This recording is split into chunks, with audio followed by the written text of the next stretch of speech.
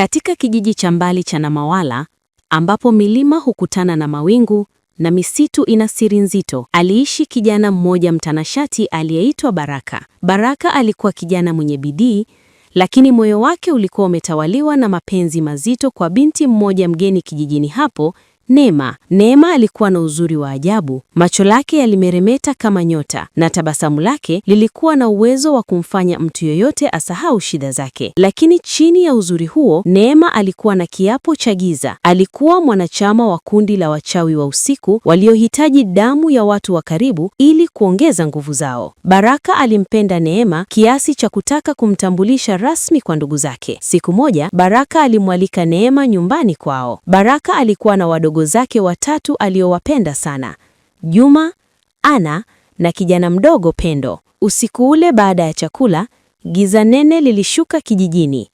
Baraka alikuwa amesinzia sebuleni, lakini Neema alikuwa macho. Kwa kutumia nguvu zake za giza, Neema alinyata mpaka chumbani walikolala wale watoto. Kwa baridi isiyo ya kawaida na maneno ya kichawi, alikatisha pumzi zao mmoja baada ya mwingine. Asubuhi iliyofuata, kilio kilisikika kijiji kizima. Ndugu watatu wa Baraka walikutwa wamekufa bila sababu yoyote ya wazi. Walionekana kama wamelala, lakini miili yao ilikuwa haina damu wala joto. Baraka alilia kwa uchungu na Neema, akiigiza huzuni kubwa, alimfariji mpenzi wake huku akijificha kicheko cha ndani.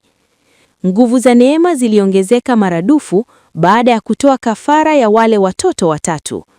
Hivyo basi, ili kukamilisha daraja lake la juu la uchawi, alihitaji damu ya mtu aliyemleta Baraka duniani, mama yake Baraka, Mama Maria. Siku chache baada ya mazishi, Neema alimshawishi Baraka waende kumtembelea mama yake kijiji cha jirani ili kumfariji. Baraka akiwa bado hajahisi chochote, alikubali.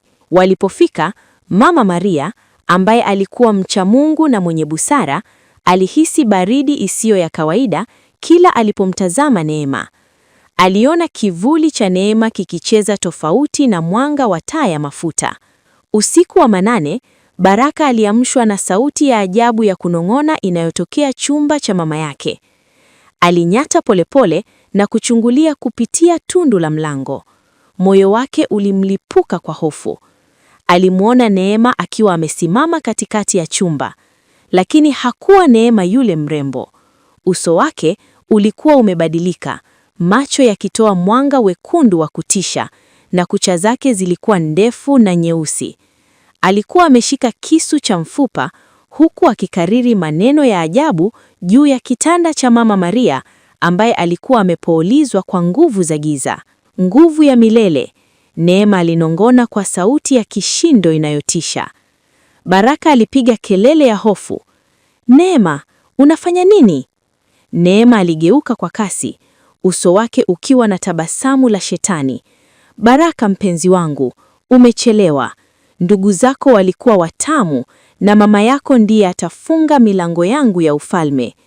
Baraka aligundua kwa uchungu mkubwa kuwa mwanamke aliyempa moyo wake ndiye muuaji wa ndugu zake.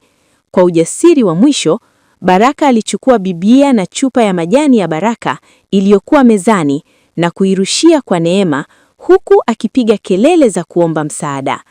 Neema alipiga kelele ya maumivu, mwanga mkali ulipomlipukia, na taratibu alianza kuyeyuka na kuwa moshi mweusi, huku akiahidi kurudi kulipiza kisasi. Baraka alibaki amepiga magoti akimlilia mama yake na ndugu zake, akiwa amejifunza somo chungu: si kila kinachong'aa ni dhahabu, na mara nyingi shetani huvaa vazi la malaika ili kuhadaa mioyo ya wapendanao.